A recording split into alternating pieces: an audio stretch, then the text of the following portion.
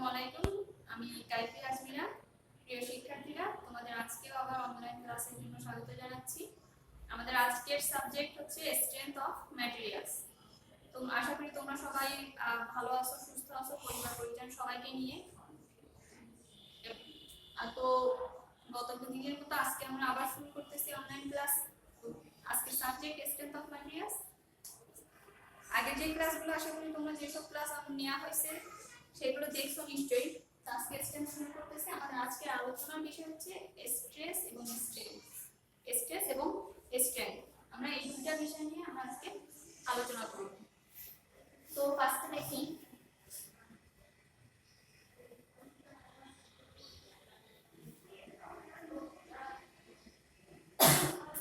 মনে করি এই যে একটা বডি, জাস্ট এই যে একটা বডি, আমরা এটাকে চিন্তা করি যে এটা একটা বডি।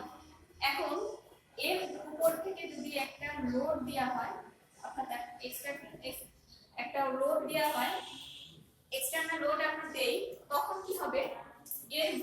এটা কি করবে? এটা ডিফর্মেশন হতে কি করবে, অর্থাৎ এই কিন্তু এর আকৃতি চেঞ্জ করার চেষ্টা করবে। এর আকৃতিটা পরিবর্তন হয়ে যাবে। যে জাস্ট এর আকৃতিটা কিন্তু দেখা যাচ্ছে পরিবর্তন হয়ে যাবে। তো সেই ক্ষেত্রে আকৃতি যখন পরিবর্তন হবে, সেই আকৃতি পরিবর্তনের ক্ষেত্রে এর ভিতরে অর্থাৎ এর অভ্যন্তরে কিন্তু একটা প্রতিরোধী বলের সৃষ্টি হবে, যেটা সে চেষ্টা করবে যে তার আকৃতিটা যাতে পরিবর্তন না হয়। সেই প্রতিরোধী একটা বল সে কিন্তু বাইরে থেকে যখন একটা লোড আসবে, সে ভিতর থেকে ওই চেষ্টাটাই করবে যে সে যেন তার আকৃতিটাকে পরিবর্তন না করে। একটা প্রতিরোধী বলের তৈরি হবে। এই যে প্রতিরোধী বলটা, এটাকে বলতেছে স্ট্রেস। এটাকে বলা হচ্ছে স্ট্রেস। যে ধরো আমরা এখানে এই যে একটা ডাস্টার, যে এটাকে দেখলাম, এটাকে আঘাত করলাম। যখনই এখানে আঘাত করা হবে, এই পাশটা দেখাই, যখনই এখানে আঘাত করা হবে এর আকৃতিটা কিন্তু চেঞ্জ হওয়ার চেষ্টা করবে। আকৃতিটা চেঞ্জ হয়ে যাচ্ছে, যে এখানে যে দিচ্ছি দেখো এখানে কিন্তু চেঞ্জ হয়ে যাচ্ছে। কিন্তু এই যে চেঞ্জ হওয়ার আগে ভিতর থেকে যে একটা আভ্যন্তরীণ প্রতিরোধী বল আসে, যেটা সে বাধা দিতে চায় যে এই প্রতিরোধী বল আকৃতিটা যাতে চেঞ্জ না হয়, সেটাকে বলতেছে হচ্ছে স্ট্রেস। এটাকে যদি আমরা লিখি তাহলে লিখতে পারি যে বস্তুর স্থিতিস্থাপক বৈশিষ্ট্যের উপর, বস্তুর স্থিতিস্থাপক বৈশিষ্ট্য অনুযায়ী বস্তুতে যদি, আচ্ছা আমরা একটু লিখে নিই,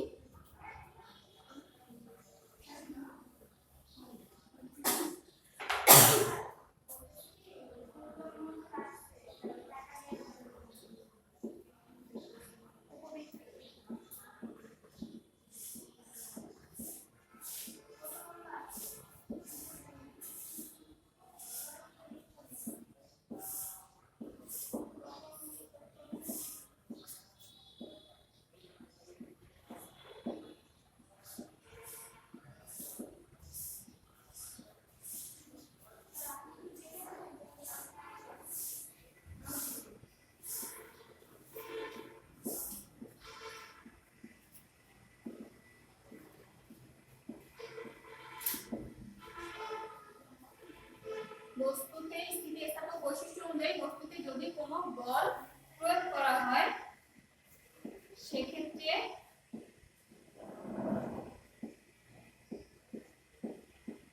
বস্তুতে কি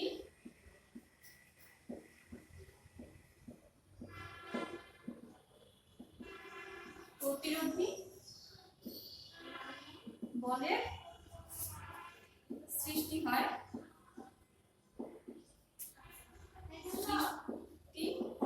যা বস্তুর আকৃতি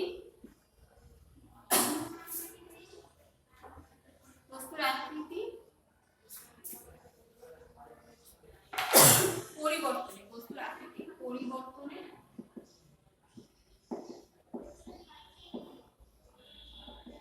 বাধা দেয়,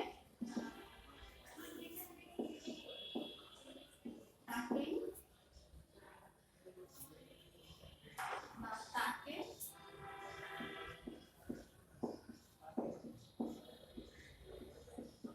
কিরণ বলে, যাকে আমরা এস দ্বারা সূচিত করতে পারি। দেখো আবার দেখো যে বস্তুতে স্থিতিস্থাপক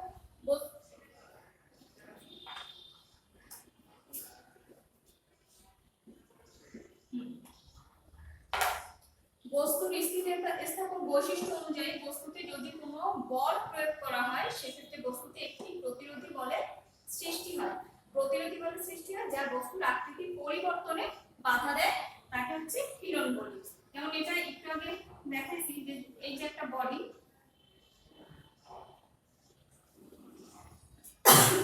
এর উপরে যদি আমরা একটা লোড দেই, এক্সটার্নাল লোড দেই, বাইরে থেকে একটা বল প্রয়োগ করি, এই বলটাকে আমরা ধরলাম হচ্ছে পি, এই পি বল প্রয়োগ করি, তখন কি হবে, এর আকৃতিটা কিন্তু পরিবর্তিত হয়ে যাবে। অর্থাৎ এর আকৃতি অনুযায়ী যে আকৃতিটা পরিবর্তিত হবে, আকৃতি পরিবর্তন হবে। কিন্তু এই পরিবর্তনের ক্ষেত্রে যখন এর ভিতর থেকে একটা প্রতিরোধী বলের সৃষ্টি হবে, অর্থাৎ এই যে পরিবর্তনটা হচ্ছে সেই পরিবর্তনটা যাতে না হয়, সেই পরিবর্তনটা যাতে না হয় সেই জন্য কি করবে, বস্তুটির ভিতরে আভ্যন্তরীণ একটা প্রতিরোধী বলের সৃষ্টি হবে। এই প্রতিরোধী বলটাকে বলা হচ্ছে স্ট্রেস। এখন এই স্ট্রেসকে কি দ্বারা সূচিত করা হচ্ছে, এস দ্বারা। এস ইজ ইকুয়াল টু, এখানে পি আছে, পিটা হচ্ছে প্রযুক্ত বল, এবং এই যে এরিয়ার উপরে, এই যে টোটাল যে এরিয়ার উপরে বলটা পড়তেছে, অর্থাৎ কতটুকু জায়গা নিয়ে বা কতটুকু এরিয়া নিয়ে বলটা পড়তেছে সেটার জন্য হচ্ছে এ। অর্থাৎ আমরা পীড়নটাই করতে পারি S is equal to P by A, অর্থাৎ এই যে পি এবং টোটাল হচ্ছে area B, P by A, এটা হচ্ছে পীড়ন। এখন এই পীড়নটাকে আবার বিভিন্ন ভাবে করা হয়েছে, প্রকার করা হয়েছে, বিভিন্ন প্রকারে ভাগ করা হয়েছে পীড়নকে। তো সেক্ষেত্রে কি যাবে, ধরা যাক এই যে একটা বডি, এখন এই পীড়নের ক্ষেত্রে এখান থেকে যদি আমরা টানা লোড বা টেনসাইল লোড এটা দেয়া হয় দুই সাইড থেকে, তখন কি হবে, যখন দুইটা পাশ থেকে একটা এই দুই সাইড থেকে টানা লোডটা আসবে, লোডটা যখন টানা আসবে তখন কি হবে, নিশ্চয়ই এর আকৃতিটা পরিবর্তন হওয়ার চেষ্টা করবে। তো যখন পরিবর্তন হতে চেষ্টা করবে তখন কি করবে, এই সাইড থেকে এই লোড যখন দিচ্ছে এ কিন্তু ভিতরের দিকে আরেকটা দিচ্ছে, এই বাইরের দিক থেকে দিয়ে লোড, টানা লোড দিয়ে বা বাইরে থেকে যখনই লোড টানা লোড করতেছে তখন ভিতর থেকে আবার সে কি করতেছে, যাতে হচ্ছে এর আকৃতিটা পরিবর্তন না হয়। তো সেই ক্ষেত্রে এটাকে বলতেছে হচ্ছে টানা পীড়ন, এটাকে বলছে টানা পীড়ন। এবার যাচ্ছি আরেকটা টানা পীড়ন বা টেনসাইল স্ট্রেস। এখন যাই হচ্ছে চাপা পীড়ন। চাপা পীড়ন কি, চাপা পীড়ন মানে হচ্ছে টানা পীড়নটা হচ্ছে এই যে দুই সাইড থেকে, যখন এই দুই সাইড থেকে, এই সাইড থেকেও একটা লোড টেনে নিয়ে যাচ্ছে, এই সাইড থেকে একটা লোড টেনে নিয়ে যাচ্ছে, এটা গেল টানা পীড়ন। এখন যদি আমরা চাপা লোডের ক্ষেত্রে যাই, তো চাপা পীড়নের ক্ষেত্রে কি হবে, এই সাইড থেকে চাপ দিচ্ছে, এই সাইড থেকেও চাপ দিচ্ছে, এই যে দুই সাইড থেকে এরকম করে চাপ দিচ্ছে। আর একটু আগে ছিল কিন্তু এটা এভাবে করে টান দিচ্ছে, অর্থাৎ এইভাবে করে, এটা হচ্ছে দুই সাইড থেকে চাপ দিচ্ছে বা কম্প্রেসিভ লোড।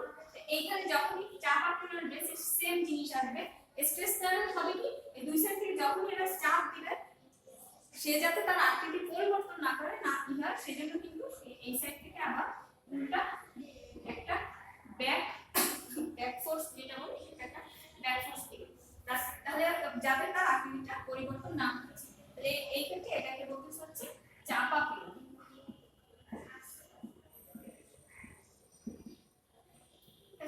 এটা গেল হচ্ছে টানা পীড়ন, এটা গেল হচ্ছে চাপা পীড়ন।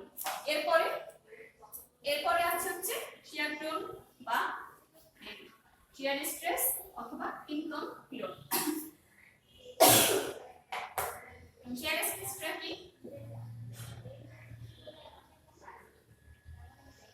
সেম জিনিস, এখান থেকে যখন একটা লোড দিচ্ছে, এখান থেকে একটা বল যাচ্ছে, তখন সেই সেম ভাবে আকৃতিটা যাতে পরিবর্তন না হয় করতেছে কি, এদিক থেকে একটা ফোর্স দিচ্ছে, ভিতর থেকে অভ্যন্তর থেকে, আর এইভাবে করে এদিক থেকে একটা ফোর্স যাচ্ছে বস্তুর অভ্যন্তর থেকে, তখন এটাকে বলতে হচ্ছে টিম্পন পীড়ন বা শিয়ার পীড়ন।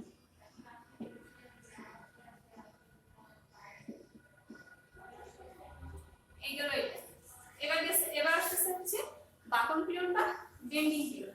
সেক্ষেত্রে হচ্ছে কি,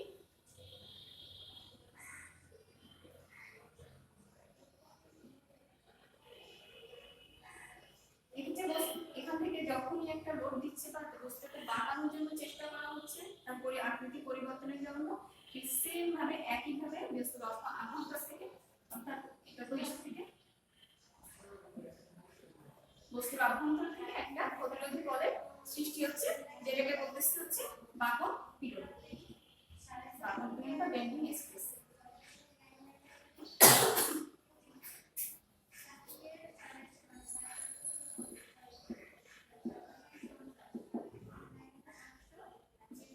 এবার যাই, এবার আরেকটা পীড়ন, সেটা হচ্ছে মোচড় পীড়ন বা টর্সনাল স্ট্রেস। তো এই ক্ষেত্রে কি হয়,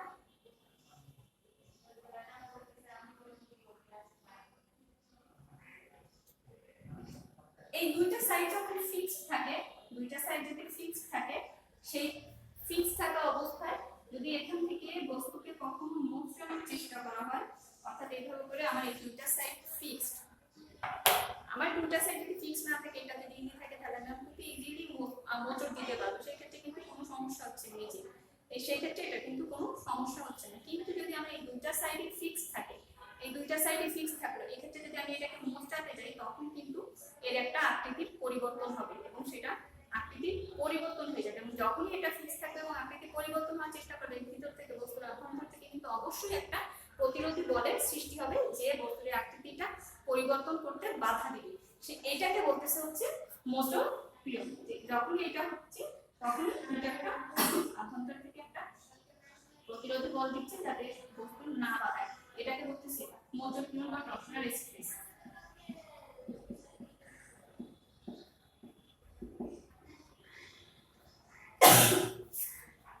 এই হচ্ছে পাঁচ প্রকার যে স্ট্রেস, সেই স্ট্রেস।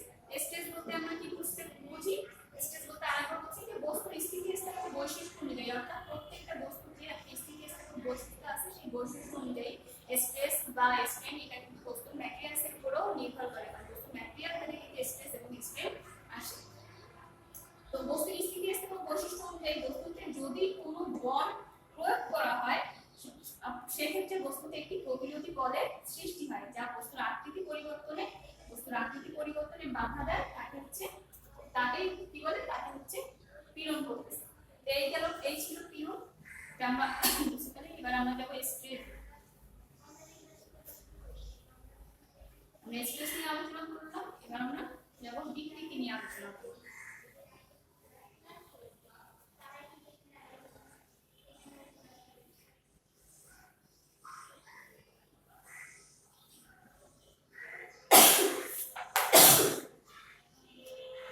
বিকৃতির ক্ষেত্রে দেখি, সেম ভাবে যদি কোনো বডির উপরে বাহ্যিক বল প্রয়োগ করা হয়, তখন কি হবে, বস্তুর আকৃতি পরিবর্তন হবে। স্ট্রেসটা কি ছিল, আকৃতি পরিবর্তনের ক্ষেত্রে বস্তুর ভিতর থেকে যে আভ্যন্তরীণ প্রতিরোধী একটা বল ছিল, সেটা ছিল স্ট্রেস। আর স্ট্রেনটা কি, এই ক্ষেত্রে কিন্তু বস্তুর আকৃতিটা পরিবর্তন হয়ে যাবে। তো দেখি একই জিনিসটাই দেখি,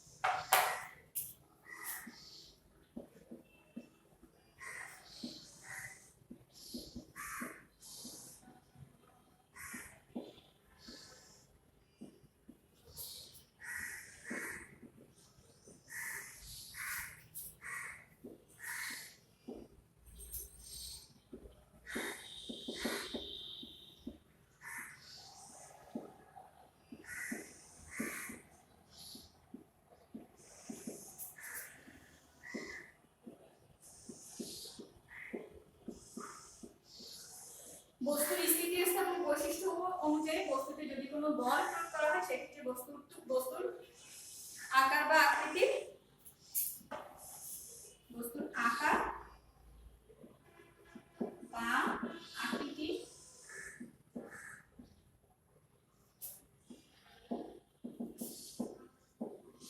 যে আকার বা আকৃতির যে পরিবর্তন হয় তাকে বিকৃতি বলে।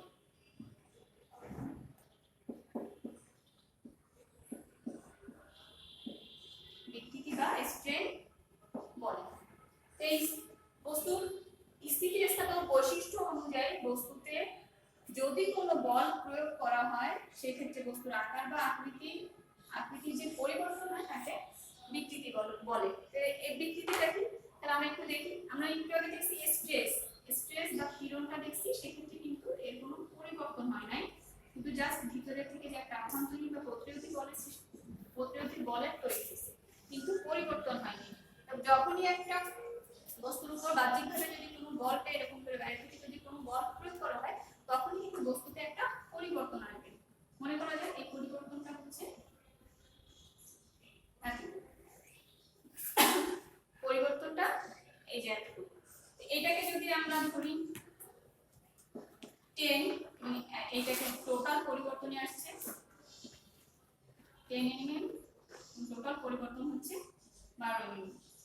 তো এই যে পরিবর্তনটা আসছে, এই যে এতটুকু যে পরিবর্তন হয়েছে পীড়নের বিকৃতির ক্ষেত্রে এটাকে আমরা যদি ই দ্বারা সূচিত করা হয় তাহলে ই ইকুয়াল আসবে চেঞ্জিং দৈর্ঘ্য, অর্থাৎ এই যে দৈর্ঘ্যটা এই চেঞ্জিং দৈর্ঘ্য বা ইনিশিয়াল দৈর্ঘ্য বা অরিজিনাল যে তার অ্যাকচুয়াল যেই লেন্থ বা যে দৈর্ঘ্যটা ছিল সেটা, অর্থাৎ চেঞ্জিং লেন্থ বাই অরিজিনাল বা ইনিশিয়াল লেন্থ যেটা সেটা, এটা ছিল আমার কে।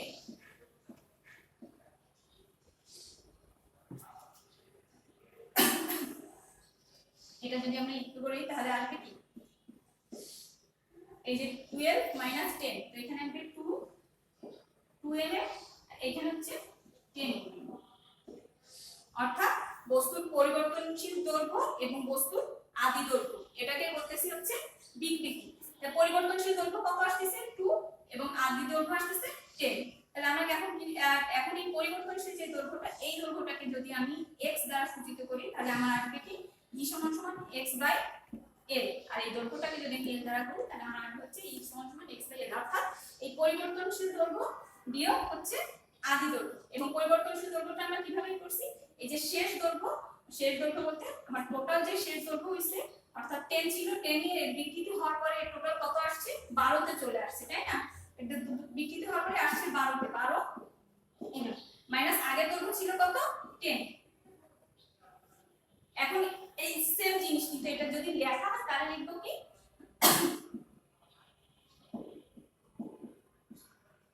শেষ দৈর্ঘ্যটা কত, টোটাল যখন পাইছি আমরা শেষ লাস্ট দৈর্ঘ্য পাইছি আমরা 12 এবং আদি দৈর্ঘ্য কত ছিল 10,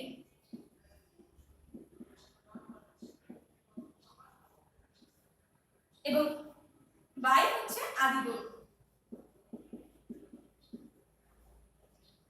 এবং বিকৃতির ক্ষেত্রে এই যে যেটা সেটাকে যদি আমরা করি তাহলে এই শেষ দৈর্ঘ্য এবং আদি দৈর্ঘ্য বাদে আমার যেটা আসছে এইটুকু পরিবর্তন হয়েছে, তাই তো?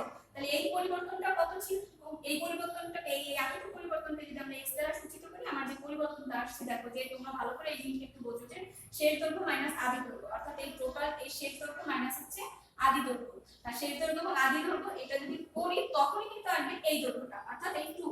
তাহলে এই 2টাকে আমরা এই যে দৈর্ঘ্যটা এটা আসবে, তখন এইটাকে আমরা যদি x দ্বারা সূচিত করি তাহলে আমাদের আসবে কি বিকৃতি x/l। হয়তো বা বোঝা গেছে?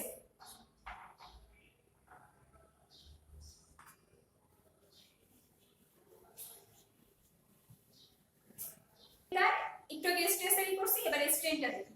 স্ট্রেনটার ক্ষেত্রে কি স্ট্রেসে কিন্তু আমাদের ভিতরে একটা আভ্যন্তরীণ প্রতিরোধী বল তৈরি হয়েছে, কিন্তু স্ট্রেসে কি হবে, স্ট্রেনে কি হবে কিন্তু আকারটা সম্পূর্ণ চেঞ্জ হয়ে যাবে। অর্থাৎ এখান থেকে যদি আমরা টানা পীড়ন ধরি, এখান থেকে যদি আমরা টানা পীড়ন করি, স্ট্রেসের ক্ষেত্রে একই সেই পীড়ন বলছি টানা যে বিকৃতি সেখান থেকে আমি টানা লোড দেই বা ফোর্স দেই, তখন কি হবে এই টানের কারণে কিন্তু আকারের পরিবর্তন আসবে, আর অর্থাৎ এর দৈর্ঘ্যটা কিন্তু তখন বৃদ্ধি পেয়ে যাচ্ছে, এর দৈর্ঘ্যটা তখন কিন্তু বৃদ্ধি পাচ্ছে। তাই সেই ক্ষেত্রে আমরা এটাকে বলতেছি হচ্ছে টানা বিকৃতি, অর্থাৎ এর দৈর্ঘ্যটা কিন্তু বৃদ্ধি পেয়ে যাচ্ছে। তো এইটাকে এইভাবে করা পাওয়া যায় এর সমান del L by N. Same জিনিস আগে যেটা করছি সেই সেম জিনিসটা এবার যদি আমরা একইভাবে চাপা দেই, চাপা দিলে কি হবে, যখন আমরা চাপা লোড দিচ্ছি এখান থেকে, সরি চাপা লোড দিচ্ছি তখন কি হচ্ছে, টানা লোডে কিন্তু কি হচ্ছে এর দৈর্ঘ্য বৃদ্ধি পাচ্ছে, কিন্তু যখনই চাপা দিব তখন কি হবে, এর চাপা দেওয়াতে এর প্রস্থটা কিন্তু বৃদ্ধি পেয়ে যাবে।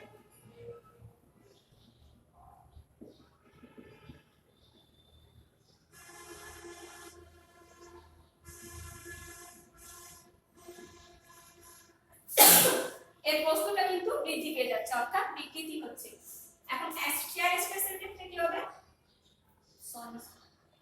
শেয়ার বিকৃতির ক্ষেত্রে বারবার স্ট্রেস আসতেছে,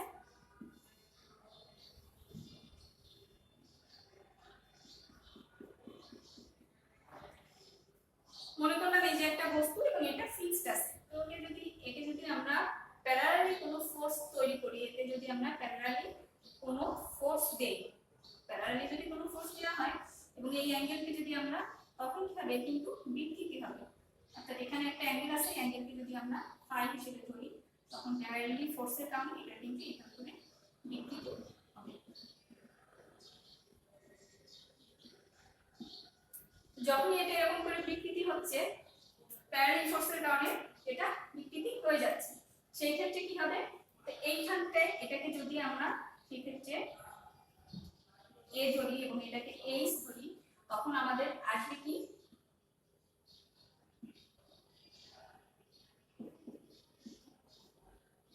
tan phi সমান সমান a বাই h, বা phi সমান সমান tan inverse a by h। এটা হচ্ছে শিয়ার বিকৃতি।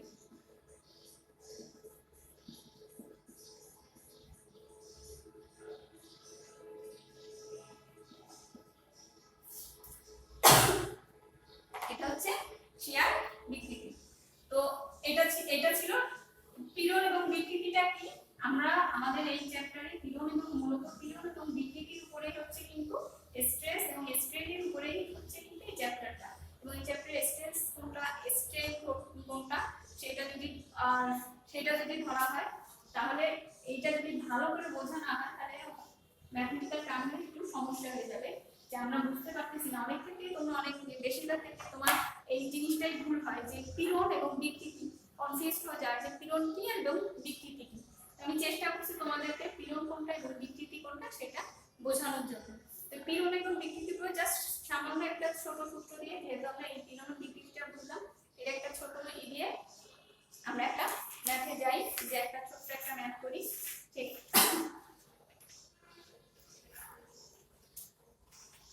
যেমন আমি লিখতেছি 4 মিটার লম্বা, ফার্স্ট সিম্পল একটা এরিয়া শুরু করতেছি, 4 মিটার লম্বা একটি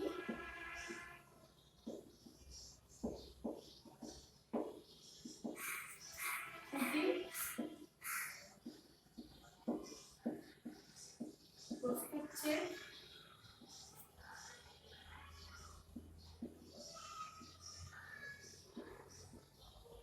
গোলাকার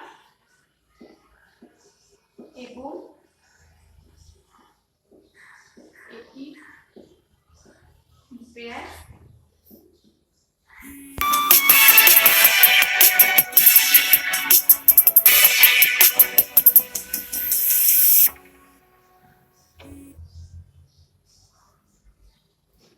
এটির ব্যাস 15 সেন্টিমিটার।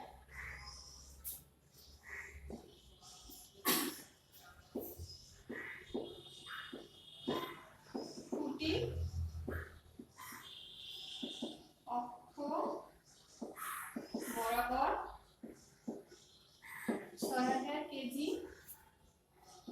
চাপা লোড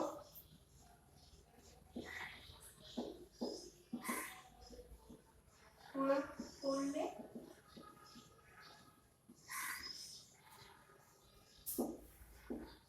এতে চাপা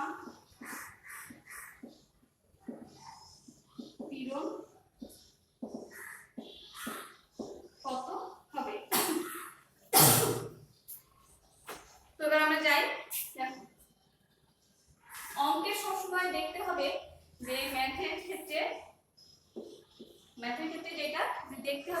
চাইছে, আসলে আমাদের কাছ ম্যাথে কাঙ্ক্ষিত যে কোন জিনিসটা আমাদের চাওয়া হয়েছে আগে সেই জিনিসের উপর ফোকাস করতে হবে। এখন যে জিনিসটা চাইছে সেই জিনিসটা যদি আমরা আনতে চাই বা বের করতে চাই তাহলে আমাদের কি কি প্রয়োজন, সেই লক্ষ্য বা সেই মূল যে আমাদের ফলাফলটা, সেই ফলাফলটা পেতে আমাদের কি কি প্রয়োজন, কি কি ইনস্ট্রুমেন্ট, মেকানিক্যালের ভাষায় যদি বলি তাহলে কি কি ইনস্ট্রুমেন্ট বা কি কি যন্ত্রপাতির হচ্ছে প্রয়োজন, তাই তো?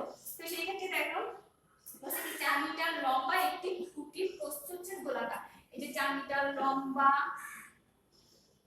একটি খুঁটির প্রস্থ হচ্ছে গোলাকার এবং এর ব্যাস, খুঁটির ব্যাস হচ্ছে 15 সেন্টিমিটার, 15 সেন্টিমিটার।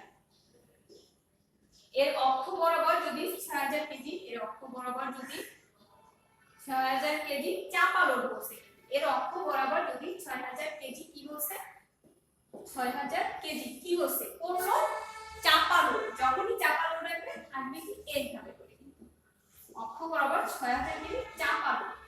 চাপা লোড প্রয়োগ করলে এতে চাপা পীড়ন কত হবে, অর্থাৎ চাপা পীড়ন যদি আমরা ই করি, আমরা পীড়ন সমান সমান কি জানি, S সমান সমান P বাই A, এটা তো জানি তাই না, লোড বাই এরিয়া। তো যখন আমাদের চাইছে কি, আমাদের চাইছে চাপা লোড, চাপা মানে কি কম্প্রেসিভ, তাহলে চাপা লোডের সাথে কি আসবে S C, তাই তো? তাহলে আমরা এটা লিখে ফেলি, তাহলে চাইছি কি যে SC, ফার্স্টে আমি SC দিয়েই করতেছি, যে এই যে SC সমান সমান হল, অর্থাৎ এটা কিন্তু আমাদেরকে চাইছে, এটা করতে হবে। কিন্তু এখন এইটা চাইতে গেলে এই জিনিসটা যে চাইছে আমরা জানি S সমান সমান P বাই A, তাহলে আমাদের কি, আমাদের কিন্তু লোডটা দেয়া আছে তাই না, লোডটা 6000 দেয়া আছে, অর্থাৎ আমরা P সমান সমান পেয়ে গেছি। তাহলে আমরা লিখছি যে P সমান সমান কত, 6000 কেজি, এটা পাইছি। এবার আসা হচ্ছে A, কিন্তু এটাকে আমাদের দেয়া আছে, আমাদের কি এরিয়াটা দেয়া আছে, ডাইরেক্ট সরাসরি কিন্তু এরিয়া দেয়া নেই, কিন্তু আমাদের কি দেয়া আছে, এরিয়া বের করার জন্য আমাদের যে জিনিসগুলো, সেই জিনিসগুলো কিন্তু আমাদের দেয়া আছে, অর্থাৎ দৈর্ঘ্য সমান সমান বা এর সমান সমান কি দেয়া আছে 4 মিটার এবং প্রস্থ সমান সমান দেয়া আছে হচ্ছে d সমান সমান 15 সেন্টিমিটার, তাই তো? তো এখান থেকে কিন্তু আমরা এরিয়া বের করতে পারতেছি, আমরা এরিয়া বের করতে পারতেছি এখান থেকে। তাহলে আমরা আগে যেহেতু আমরা আমাদের এই জিনিসটা চাইছে, এই জিনিসটার জন্য লাগবে হচ্ছে SC সমান সমান P বাই A, তাই তো? এটা লাগবে। তাহলে যদি এটা লাগে তাহলে আমাদের P তো আছে, P, এটা আমরা কি Pটা পাইছি, আমরা এখন এইটা লাগবে, তাহলে এটা আমরা বের করি। এটা বের করতে গেলে S সমান সমান পাই d স্কয়ার বাই 4, তাহলে সমান সমান কি হবে পাই ইনটু d মান আমরা জানি, d মান কত 15, তাই তো? 15 স্কয়ার বাই হচ্ছে 4, তাই তো? এখন এটাকে ক্যালকুলেশন করি, এটা যদি ক্যালকুলেশন করি তাহলে আমাদের a সমান সমান আসতেছে কি, a সমান সমান 176.7 সেন্টিমিটার। তো আমরা কি করলাম, আমরা কিন্তু আমাদের যে পিটা আছে, পিটা তো পেয়ে গেছি আমরা, এটাও পেয়ে গেলাম যখন, তাহলে এখন আমরা কি করব, আমাদের যে SC চাপা পীড়ন, তাহলে তো আমরা চাপা পীড়নটাও পেয়ে যাচ্ছি, অর্থাৎ চাপা পীড়ন সমান সমান SC by EC P by A, তাহলে P মান কত 6000 আর A মান কত পাইছি 7, তাহলে আমাদের টোটাল আসছে কত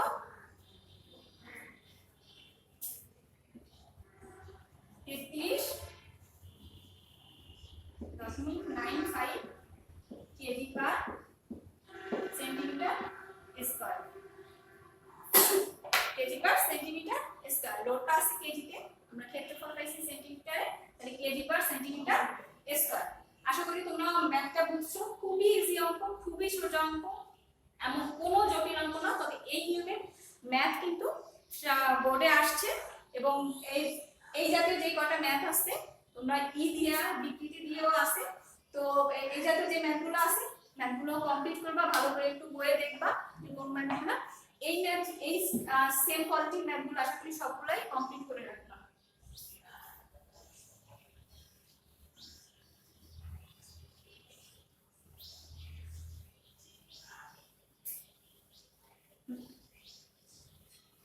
ম্যাথের ক্ষেত্রে কখনো কিন্তু ভয় পাওয়া যাবে না। যদি ভয় পাইছো ম্যাথের ক্ষেত্রে, যদি তোমরা কখনো ভয় পাও, ভয় পেলে তো সব কিন্তু এলোমেলো হয়ে যাবে।